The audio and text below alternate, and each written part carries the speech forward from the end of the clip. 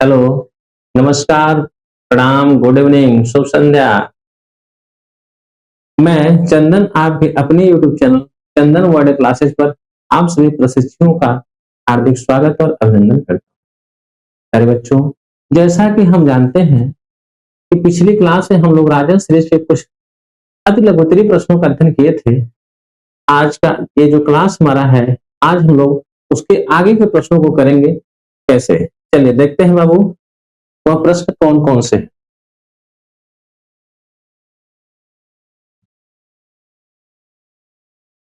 बाबू, पहला क्वेश्चन है कि त्रिभुजों की सर्वांग समता की क्या शर्तें हैं? पहला क्वेश्चन क्या है कि त्रिभुजों की सर्वांग समता की क्या शर्तें हैं? तो पहली बात हम लोग समझते हैं कि सर्वांग समता होता क्या? पहली बात बाबू क्या देखेंगे कि सर्वांग समता।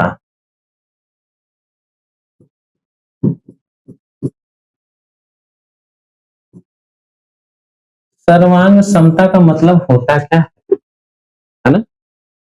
तो सबसे पहले हम जानते हैं कि कर सर्वांग, सर्वांग का मतलब क्या हो गया? जिसके सभी अंग, जिसके सभी अंग समता यानी समान हो, जिसके सभी अंग क्या हो? समान हो। त्रिभुज क्या होता है? तो सर्वांग सम होता है बाबू, है ना? तो चलिए देखते हैं ये किन किन आधार पर त्रिभुज क्या होता है? एक दूसरे से सर्वांग सम होता है। तो बाबू पहले ही देखिए शर्त होता है, पहला शर्त क्या होता है बाबू? पहली शर्त होती है अगर किसी त्रिभुज की भुजा एक दूसरे भुजा से क्या हो? बराबर हो। यानी कहने का मेरा मतलब है यदि किसी त्रिभुज की तीनों भुजाएं एक दूसरे के बराबर हो तो त्रिभुज क्या होता है? सर्वांगसम होता है। यानी कि भुजा, एक त्रिभुज की जो भुजा रहेगी वह दूसरी त्रिभुज की भुजा के बराबर होनी चाहिए, है ना? नंबर दो बात आती है, नंबर दो क्या आता बाबू? नंबर दो आता है कि भुजा कोण भुजा,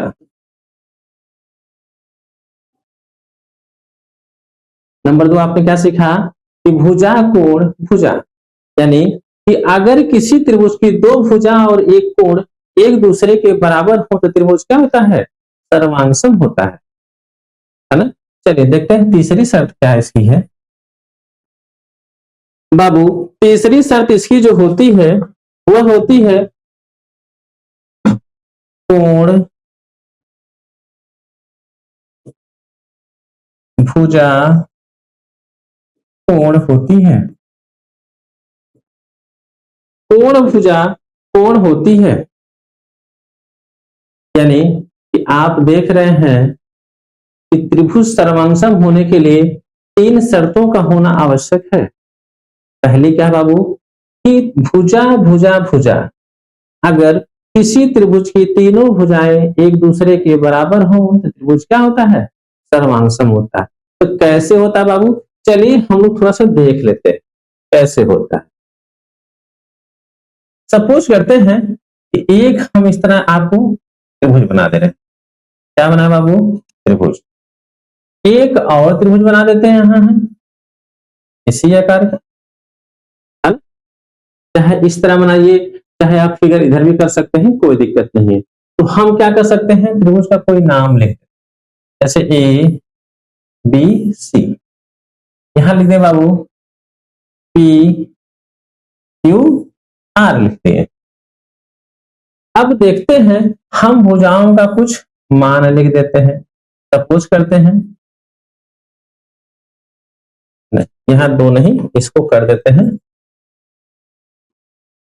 और इसको तीन कर देते हैं, इसको चार कर देते हैं, इसको क्या कर देते हैं? पांच कर देते हैं। यहां भी उसी प्रकार कर देते हैं, थ्री फोर फाइव कर देते हैं, है ना? तो बाबू अब हम लोग तुलना करेंगे। तुलना करेंगे क्या कि पहली कंडीशन हम लोग पढ़ रहे हैं, क्या पहली कंडीशन कि भुजा भुजा भुजा, अगर त्रिभुज की तीनों भुजाएं बराबर है तो त्रिभुज क्या होता है?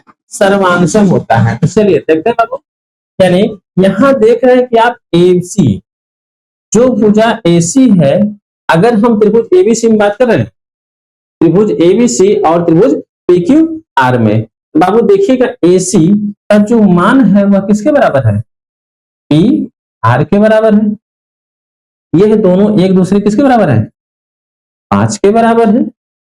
दूसरी बात देख लेते हैं, दूसरी भुजा की तुलना करें, ए बी बराबर पी क्यू है, इसका मान कितना बाबू? 3 है।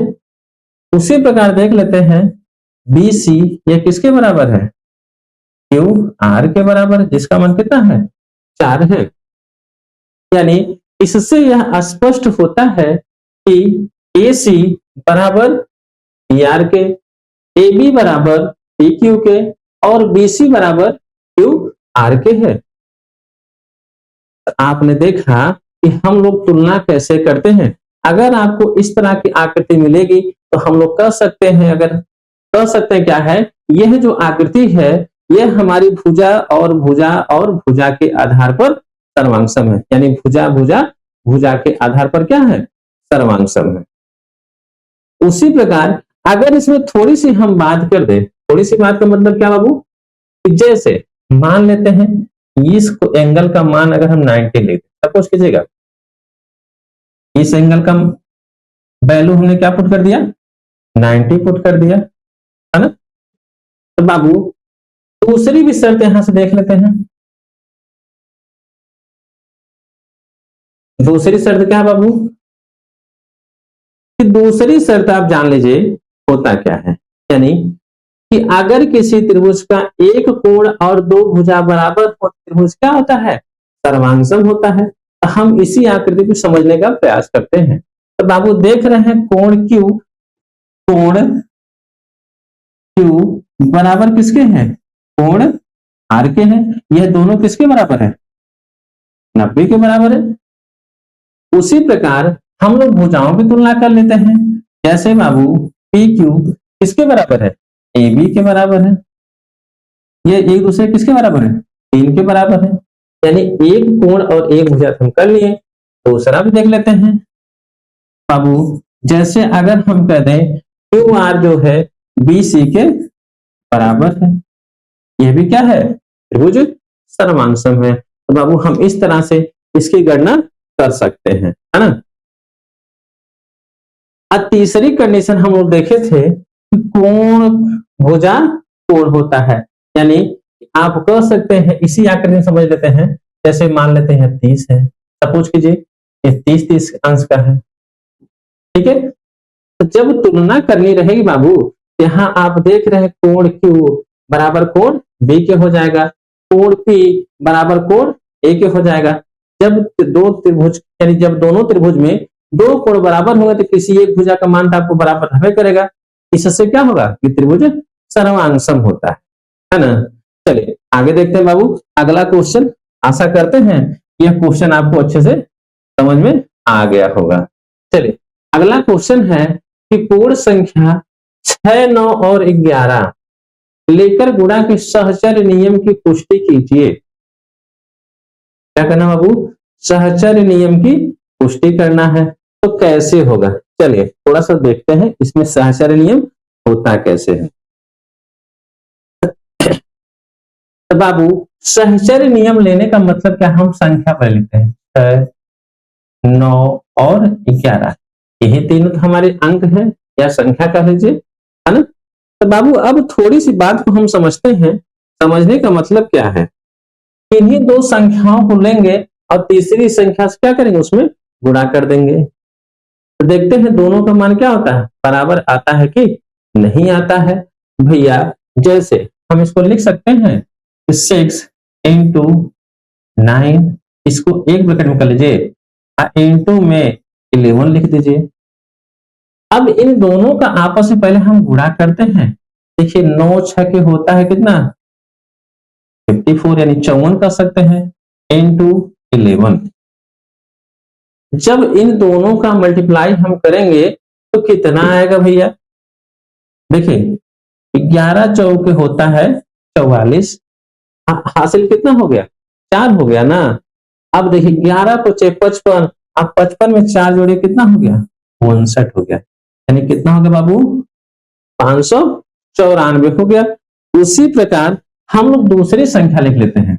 दूसरी संख्या मतलब क्या, जैसे अगर हम 9 और 11 को एक साथ लेते हैं और गुणे में क्या कर देते हैं, 6 कर देते हैं। देखते हैं आंसर सेम आता है कि नहीं। देखिए 11 9 होता है बाबू 99 गुणे में 6। देखिए अब 6 से गुणा करना है तो 6 9 54 के हो गया 4, हासिल कितना हो गया, 5 हो गया। 6 9 54, 54 में 5 जोड़ेगे तो हो गया 59। क्या हो गया बाबू, 59, यानी 559 हो गया। दोनों कंडीशन 559 हो गया। तो इससे यह स्पष्ट होता है, इससे क्या होता है, यह स्पष्ट होता है, यह गुणा के सहचर्य नियम की पुष्टि करता है। अगर आप कह रहे हैं हम द्वितीय संख्या कहां ले, हम तीसरी कहां ले सकते हैं, तो बाबू इसके लिए भी देख सकते हैं। देखिए 11 और 6 का हम आपस में गुणा करते हैं, कैसा करते हैं, देखिए 11 और 6 को एक साथ लेते हैं, गुणे में कितना बच गया, 9 हो गया। बाबू 11 6 का 66, गुणे में 9, इतना तो कर सकते हैं ना। देखिए 9 6 के 54 के 4, हासिल हो गया 5, 9 6 के 54, 54 में 5 जोड़िएगा तो होता है कितना, 59 होता है। तीनों परिस्थितियों में आप देख सकते हैं, यानी अंकों का अदला बदली करके हम अगर गुणा करते हैं तो उसके मान में कोई परिवर्तन नहीं होता है। यही क्या होता है, गुणा के सहचर्य नियम की पुष्टि करता है। बात समझ रहे ना, यहां तक तो हमको लग रहा है आपको क्लास समझ में आ गया होगा, है ना बाबू। ये क्वेश्चन आपको अच्छे से समझ आया होगा, है ना। चलिए आगे देखते हैं बाबू, अगला क्वेश्चन। अगला क्वेश्चन है बाबू, यदि एक समचतुर्भुज के विकर्ण 26 और 12 सेंटीमीटर है तो समचतुर्भुज का क्षेत्रफल ज्ञात कीजिए। बाबू क्वेश्चन आप देख ही रहे हैं कि हमको निकालना है कि समचतुर्भुज का क्षेत्रफल निकालना, क्या निकालना है, समचतुर्भुज का क्षेत्रफल। तो बाबू समचतुर्भुज का क्षेत्रफल क्या होता है, लेकिन पहली बात ध्यान दीजिएगा, इसमें हमको दिया क्या क्या है, दिया है देखिए बाबू विकर्ण दिया है। पहले विकर्ण का मान दिया 26 और दूसरे विकर्ण का मान दिया है 12 दिया है। तो हम जानते हैं कि समचतुर्भुज का क्षेत्रफल बराबर होता है 1/2 गुणे विकर्णों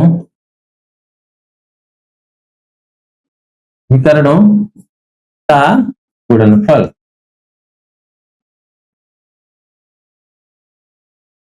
गुणनफल का मतलब क्या हो गया, यानी कि पहला विकर्ण गुणे दूसरा विकर्ण होता है।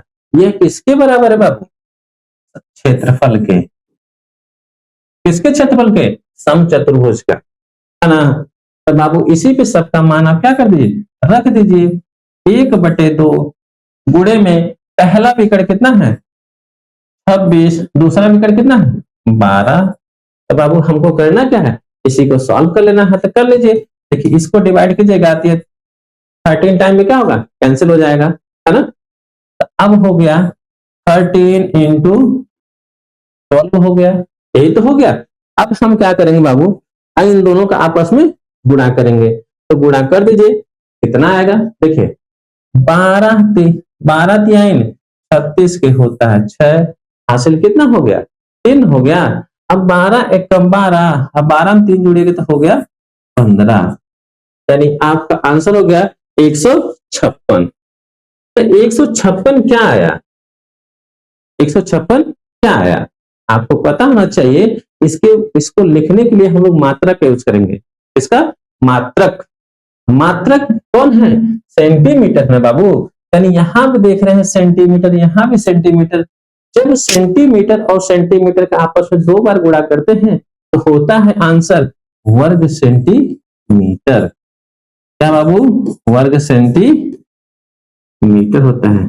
यही हमारा क्या है, करेक्ट आंसर है। आशा करते हैं यह क्वेश्चन आपको अच्छे से समझ में आया होगा। चलिए देखते हैं बाबू अगला क्वेश्चन क्या है। अगला क्वेश्चन है कि एक घन की कोण 14 सेंटीमीटर है, तो उसका आयतन ज्ञात करो। क्वेश्चन है एक घन की कोण 14 सेंटीमीटर है, उसका क्या ज्ञात करना है? आयतन। उसका आयतन। तो बाबू घन का आयतन बराबर क्या होता है? भुजा का क्यूब होता है। हम जानते हैं क्या? घन का आयतन।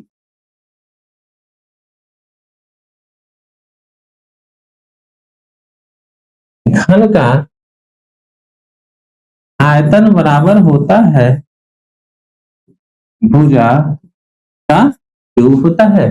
तो बाबू एक घन की कोण क्या है? घन की कोण ही तो भुजा है। यहाँ आप लिख सकते हैं भुजा। भुजा का मान कितना है बाबू? 14 ना, तो 14 का क्यूब कर दीजिए। तो 14 का क्यूब का मतलब क्या हो गया? आप इसको इस तरह भी लिख सकते हैं कि 14 गुणे में 14 गुणे में 14 लिख सकते हैं, यानी 14 कितने टाइम? 3 टाइम लिख सकते हैं, है ना? तो अब देखिए 3 बार जब मल्टीप्लाई करना है, क्या करना बाबू? जब 3 टाइम इसका मल्टीप्लाई करना है, तो आपको बताए थे कि आप कम से कम इसका स्क्वायर और इसका क्यूब याद कर लीजिए, है ना? इसका क्या याद करने को बोले थे आपको? 20 यानी 30 तक आपको स्क्वायर बोले थे याद करने के लिए, मिनिमम 20 तक का क्यूब याद करने के लिए बोले थे आपसे। आशा है कि आप लोग याद ही किए होंगे। अगर नहीं याद किए हैं तो भैया आप सभी से मेरी एक रिक्वेस्ट है, आप सब लोग क्या कर लीजिए, याद कर लीजिए, जिससे मैथ का कैलकुलेशन आप सबके लिए आसान हो जाए, है ना? तो चलिए देखते हैं होता क्या इसका आंसर। इसका आंसर अगर हम एग्जैक्ट लिखना चाहें तो होता है बाबू 27 14 14। अगर नहीं आता है तो हमको करना क्या है? बस 14 का यानी जो 14 आप देख रहे हैं 14 गुणे 14, 14 का पहले 14 में आप गुणा कर लीजिए, है ना? 14 का आप क्या करेंगे? 14 में गुणा कर लेंगे। पुनः जितना आएगा उसमें फिर क्या करेंगे? 14 से गुणा करेंगे, तब आपको फाइनल रिजल्ट आएगा। तो उतना टाइम मल्टीप्लाई करने के पास एग्जाम में आपका समय रहेगा नहीं ना? इसीलिए आपको कह रहे हैं कि आप इसको याद कर लीजिए। तो बाबू लेकिन इसका आंसर किसमें आएगा? मात्रक में ना। मात्रक मतलब कितना आएगा? घन सेंटीमीटर या सेंटीमीटर की पावर 3 आप कर सकते हैं। क्यों हमने ऐसा किया? आप देख रहे हैं यह क्या है? सेंटीमीटर में आया है। तो सेंटीमीटर का जब हम 3 टाइम मल्टीप्लाई करेंगे तो घन सेंटीमीटर आंसर आता है ना? चलिए आगे देखते हैं बाबू अगला क्वेश्चन क्या है।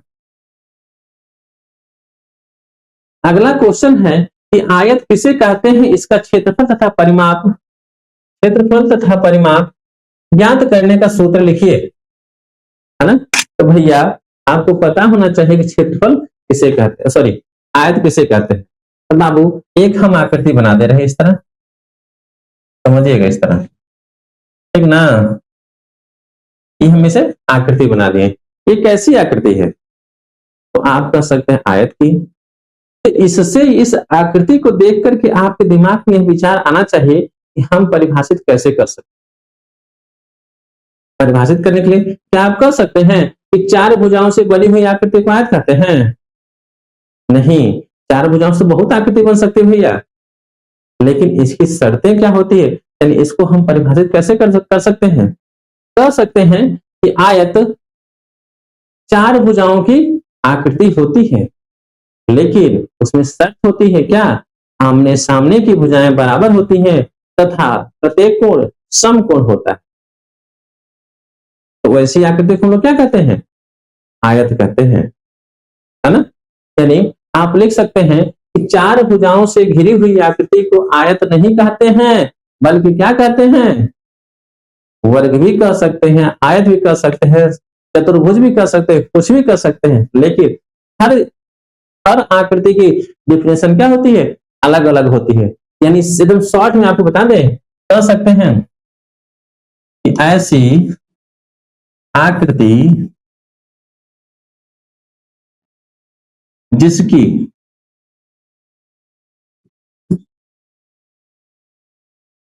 आमने सामने की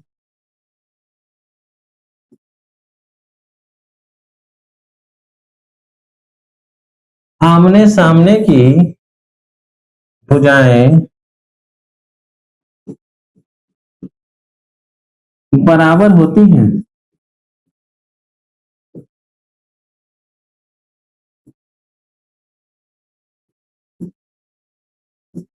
उसे क्या कहते हैं, उसे क्या कहते हैं, आयत कहते हैं।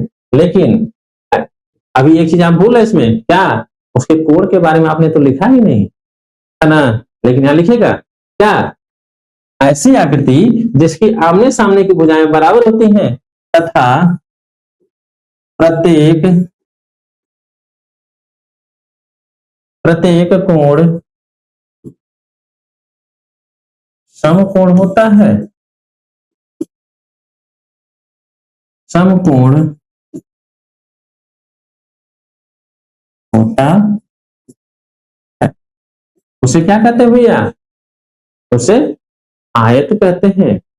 आप कैसे सुन लीजिए, कह सकते हैं कि ऐसी आकृति जिसकी आमने सामने की भुजाएं बराबर हो तथा प्रत्येक कोण समकोण होता है उसे हम लोग क्या कहते हैं, आयत कहते हैं। लेकिन एक दो चीज और से पूछा था, क्या क्षेत्रफल पूछा था ना, तो क्षेत्रफल निकालने का जो सूत्र होता है भैया, क्षेत्रफल बराबर होता है लंबाई गुणे में चौड़ाई होता है। क्षेत्रफल ज्ञात करने का जो फार्मूला होता है वह होता है लंबाई गुणे चौड़ाई। लेकिन दूसरी बात क्या पूछा था, परिमाप, तो परिमाप पूछा था भैया। परिमाप बराबर आप जानते होता है कि दो कोष्टक में लंबाई धन चौड़ाई होता है ना, यही फार्मूला है।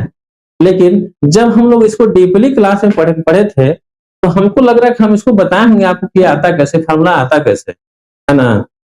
अगर नहीं तो हम इसको अगली वीडियो में बताने का पूरी तरीके से प्रयास करेंगे, है ना। चलिए देखते हैं बाबू अगला क्वेश्चन क्या है। अगला क्वेश्चन है कि वर्ग क्या है, इसका क्षेत्रफल ज्ञात करने का सूत्र बताइए। वर्ग क्या है, वर्ग, आप हम लोग एक छोटी सी आकृति बना देते हैं,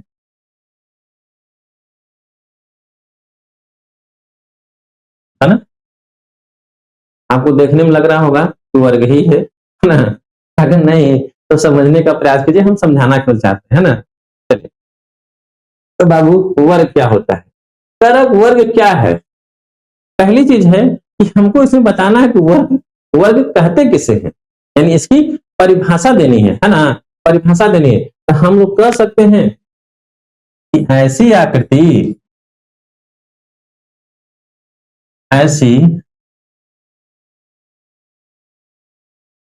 आकृति जिसकी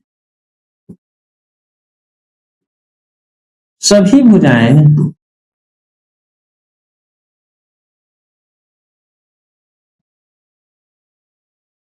सभी भुजाएं बराबर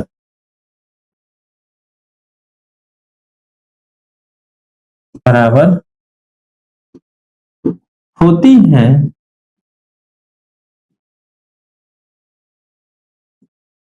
बराबर होती हैं तथा प्रत्येक कोण समकोण होता है।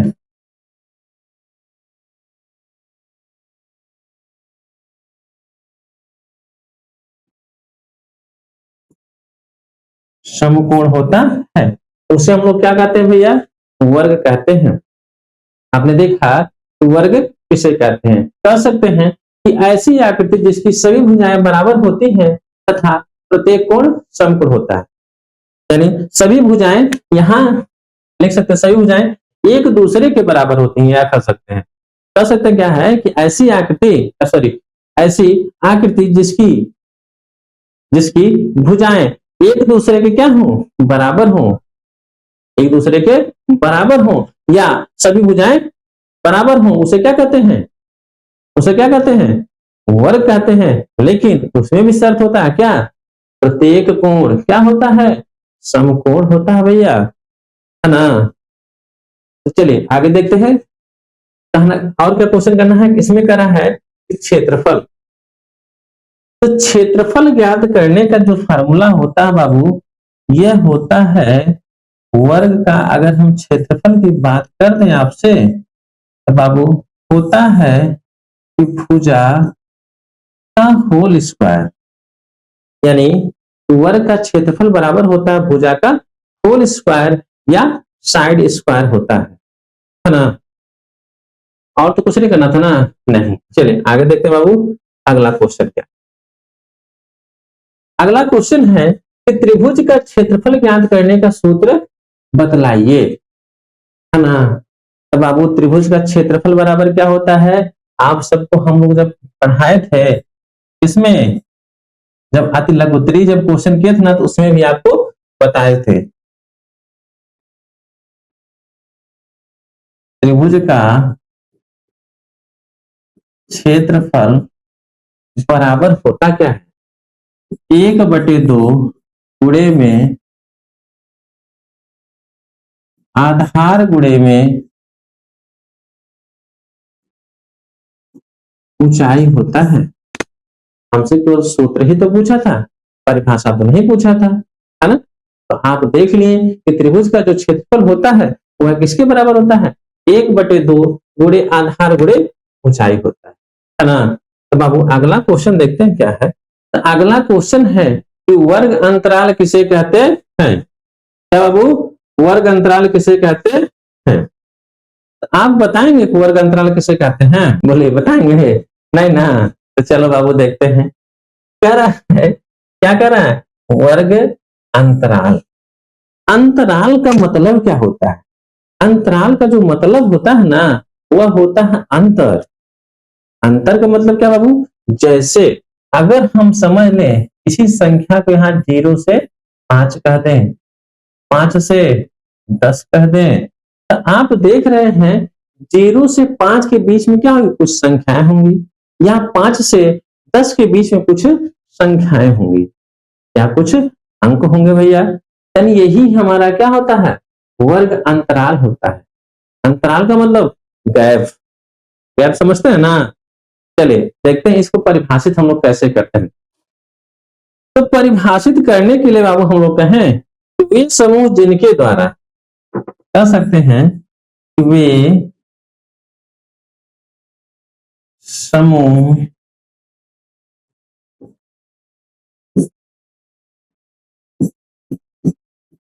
वे समूह जिनके द्वारा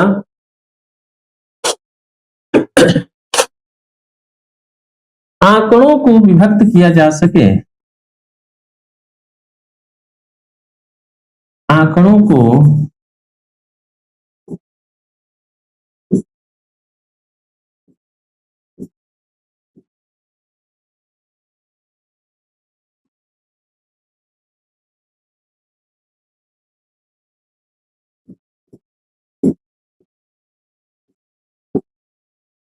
विभक्त किया जा सके, वे समूह जिनके द्वारा आंकड़ों को विभक्त किया जा सके वर्ग अंतराल कहलाते।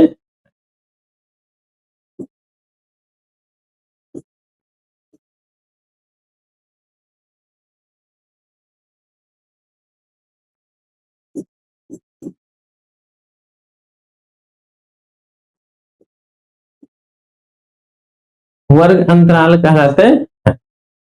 आपने देखा तो वे समूह जिनके द्वारा आंकड़ों को विभक्त किया जा सके उसे क्या कहते हैं, उसे वर्ग अंतराल कहते हैं। उसे क्या कहते हैं बाबू, वर्ग अंतराल कहते हैं। एग्जाम्पल के दृष्टिकोण से समझ सकते हैं, जैसे यहाँ 0 से 5 हम लिखे हैं, 5 रहने दीजिए, फिर 5 से बाबू क्या होगा 10, और 10 के बाद क्या होगा 15, 15 के बाद क्या होगा 20 आदि कर सकते हैं। यही हमारे क्या है, वर्ग अंतराल होते हैं, है ना। चलिए देखते हैं कि अगला क्वेश्चन क्या है। अगला क्वेश्चन आ गया आपका बारंबारता क्या है। वैसे परीक्षा में जनरली कभी कभार गलती से पूछ लेता है सब, लेकिन सब पूछता नहीं है, लेकिन हम लोग समझ लेते हैं होता क्या है। तो वर्ग यानी सॉरी बारंबारता क्या है। तो बाबू बारंबारता क्या है, यानी कह सकते हैं इसको परिभाषा में, परिभाषा अगर हमको देना रहे तो हम लोग दे सकते हैं कैसे, कि दिए गए आंकड़ों में, दिए गए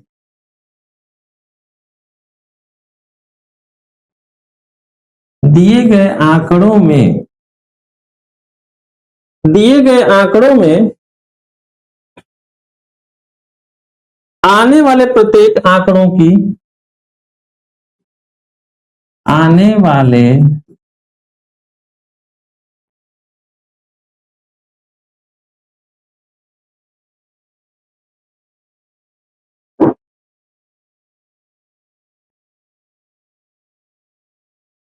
आने वाले प्रत्येक आंकड़ों की कुल संख्या,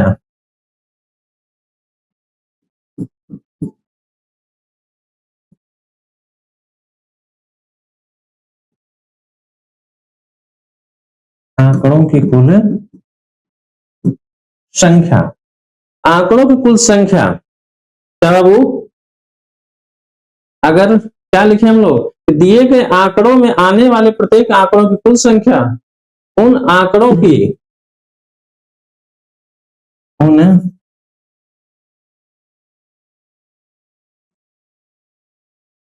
आंकड़ों की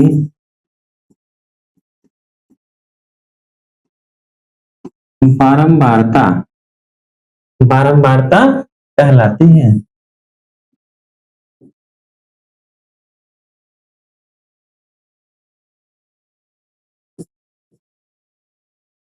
है ना, हमने देखा कि दिए गए आंकड़ों में आने वाले प्रत्येक आंकड़ों की कुल संख्या उस आंकड़ों की बारंबारता कहलाती है ना। तो भैया यही यही क्या था, हमसे पूछा था कि बारंबारता क्या है, तो इसकी डेफिनेशन यही हो गई, है ना।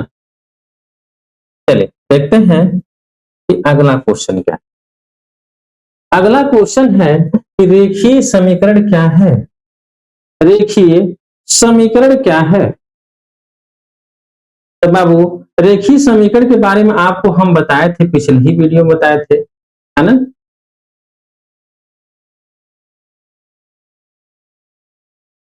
क्या बताए थे कि ऐसा समानता सूचक, क्या, ऐसा समानता सूचक व्यंजक जिसमें प्रत्येक चर की घात क्या हो, एक हो, उसे कहते हैं रेखीय समीकरण कहते हैं।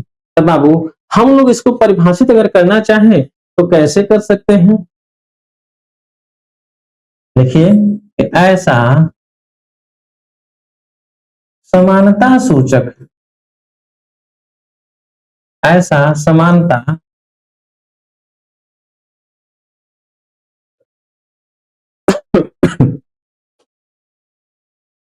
ऐसा समानता सूचक कथन जिसमें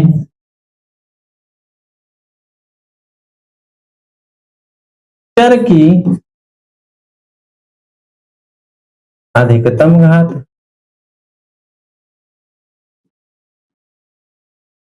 अधिकतम घात एक हो, उसे क्या कहते हैं, रेखीय समीकरण कहते हैं। हमने देखा, हमने क्या देखा भैया कि ऐसा समानता सूचक कथन जिसमें चर की अधिकतम घात कितनी हो, एक हो, उसे हम लोग कहते हैं क्या, रेखीय समीकरण कहते हैं। जैसे एग्जाम्पल्स अगर हम लोग समझना चाहें लिख सकते हैं 3x + y बराबर 5, है ना। या इसको हम लोग दूसरा भी लिख सकते हैं क्या, जैसे अगर हम कर दें x + 5 बराबर 9 भी कर सकते है ना। ये हमारे क्या है, रेखीय समीकरण है। आशा करते हैं ये क्वेश्चन आपको अच्छे से समझ में आया होगा। चलिए बाबू देखते हैं अगला क्वेश्चन कि अभाज्य संख्याएं क्या है। क्या है, इसका मतलब क्या आपको बताना है, इसकी परिभाषा। तो अभाज्य संख्याएं, तो आपको पिछली क्लास में जब हम लोग संख्या का क्वेश्चन कर रहे थे, संख्या वाला चैप्टर पढ़े थे ना, उसमें आपको बताए थे कि अभाज्य संख्याएं किसे कहते हैं, किसे कहते हैं। हम जानते हैं कि ऐसी संख्याएं जिनके केवल दो ही गुणनखंड हो उसे क्या कहते हैं, अभाज्य संख्या कहते हैं। लिख सकते हैं, ऐसी संख्या, ऐसी संख्या जिसके केवल दो ही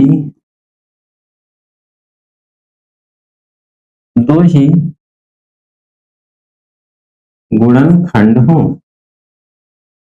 दो ही गुणनखंड कौन कौन से, पहला एक हो और दूसरा स्वयं की संख्या हो, है ना। जैसे केवल दो ही गुणनखंड हो उसे क्या कहते हैं, अभाज्य संख्या कहते हैं। हमने देखा कि ऐसी संख्याएं जिसके केवल दो ही गुणनखंड हो, कौन कौन, एक हो और स्वयं हो। जैसे एग्जांपल समझ लेते हैं, 5, 5 किन किन से कटेगा बाबू, 1 से कटेगा और 5 से भी कटेगा, है ना। 11 लिख लेते हैं, 11 कैसे कटेगा, 1 और 11 से ना। 17 देख लेते हैं, 1 और 17 से ही कटेगा। तो आप देख रहे हैं कि इन संख्याओं के केवल दो ही गुणनखंड हो रहे हैं, है ना। तो ये सभी संख्याएं क्या होती हैं, अभाज्य संख्याएं कहलाती, क्या कहलाती बाबू, अभाज्य संख्याएं कहलाती हैं। चलिए आगे देखते हैं, अगला क्वेश्चन क्या करना बाबू। अगला क्वेश्चन है कि भाज्य संख्याएं क्या हैं। तो भाज्य संख्याएं क्या होता है, अभाज्य का विपरीत ही तो होता है, उसके दो ही गुणनखंड होते हैं, इसके क्या होंगे, दो से अधिक गुणनखंड होंगे। आप इसको लिख सकते हैं कि ऐसी संख्या, वे सभी संख्याएं, वे सभी संख्याएं जिनके दो से अधिक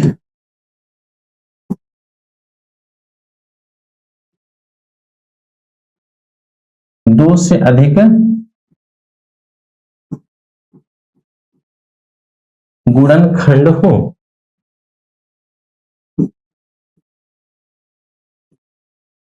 वे सभी संख्याएं जिनके दो से अधिक गुणनखंड हो भाज्य संख्याएं कहलाती हैं। यहां लिख सकते हैं भाज्य